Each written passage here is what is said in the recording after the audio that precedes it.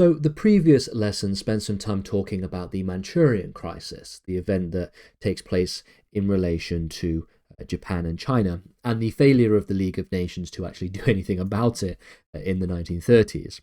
This is one of two major illustrations of the failures of the League of Nations in the 1930s, at least the early-ish 1930s, and this is going to be the lesson where we look at the second of these illustrative examples, which is the Abyssinian crisis.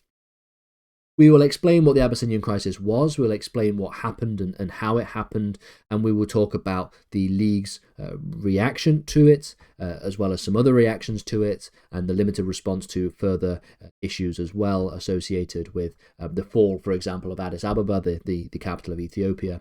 We'll get to all of that in future slides.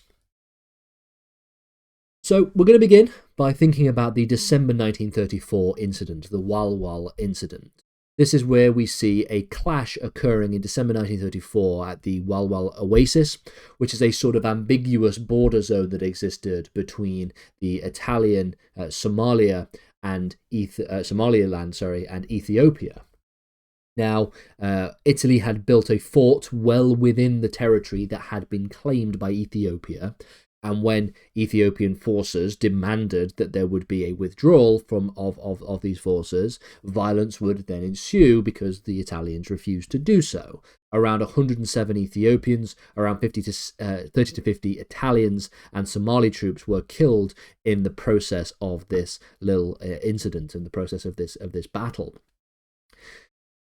Just like with the Manchurian crisis and China, Ethiopia appealed to the League of Nations, invoking a 1928 bilateral treaty, as well as the League's covenant for arbitration. The response from the League was the League initially exonerated both sides for the Walwal incident, avoiding any kind of clear fault assignment, essentially trying to avoid assigning any kind of fault on either side for fear of retaliation from one side or the other. In terms of the Council of the League of Nations responses, like the consultation commissions, they began to drag on, which allowed for Italy to mass troops in East Africa unchecked. In April 1935, the Stresa Front Agreement between Britain, France and Italy, which was originally meant to curb the ambitions of Adolf Hitler, actually emboldened Mussolini's ambitions in Ethiopia. So essentially what I'm trying to get at here is that the League of Nations was delayed in its reaction from the Council and all of these different factions, which allowed Italy time to essentially between December 1934 and April 1935 to amass troops in East Africa without any kind of checks from the international community. When we couple that with the April 1935 Stresa Front Agreement between Britain, France and Italy, we can see that this further emboldens Mussolini's ambitions towards Ethiopia. Which is why, and as the year of 1935 continues, when we get to the 3rd of October 1935, Italy launches its full-scale invasion of Ethiopia. It launches with the deployment of mechanized forces. There is also the use of chemical weapons against the overwhelmingly poorly equipped Ethiopian defenders. So, the initial part of the crisis was the Walwal incident. The League did very little to actually exonerate or to condemn any of the sides. We then get the Stresa Front Agreement in 1935, in April of 1935, and then in October 1935 you get the full-scale invasion of Ethiopia. The League condemned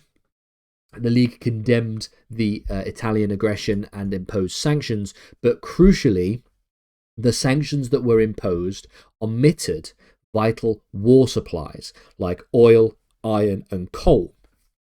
Nor did these sanctions restrict access to the Suez Canal, which was the logistical lifeline that Italy relied upon to actually be able to continue out its invasion of Ethiopia. The United States, for their part, enacted what was known as a moral embargo on Italy, but again this was limited in terms of its impact because it wasn't a collective embargo. It wasn't a collective embargo, and it wasn't an embargo on important war supplies and materials like oil, coal and iron.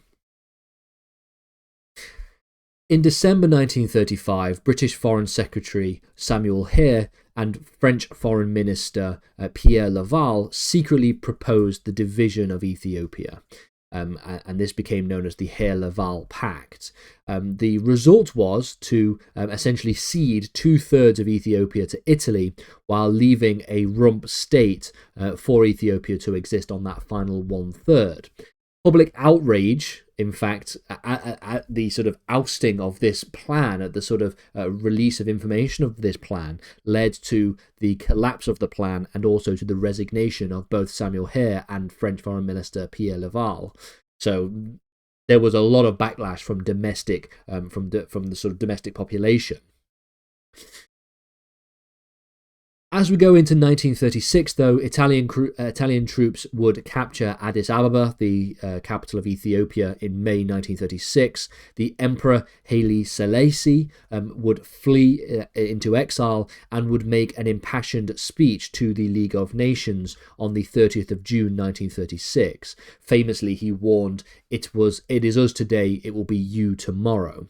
Now, a vote rejecting recognition of the Italian conquest failed in the League of Nations, with only 1 in favour, 23 against, and 25 abstentions.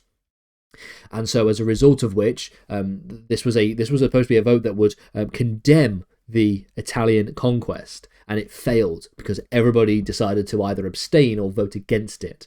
And the result is that sanctions were lifted on the 4th of July 1936, effectively conceding the League's impotence, basically suggesting that the League had no authority to do anything in regards to the reaction from Italy in terms of its invasion of Ethiopia. Only a handful of countries, such as China, Soviet Union, Mexico, and the United States, refused to recognize the Italian control of this territory, but none of it really mattered because in December 1937, the Italian state left and withdrew formally from the League of Nations, marking another example of an act of aggression by a major European power that the League of Nations completely failed to do anything about in terms of its operation. Again, undermined collective security. It illustrated Britain and France's policy of appeasement over the principle of ensuring that aggression is not to be rewarded. It eroded the credibility of the League of Nations. It eroded the credibility of Britain and France with the Hare-Laval Agreement. And it also provides us with a prelude to really a broader conflict that we will start to see when we start looking at the origins of World War II in the next topic, in the next lessons.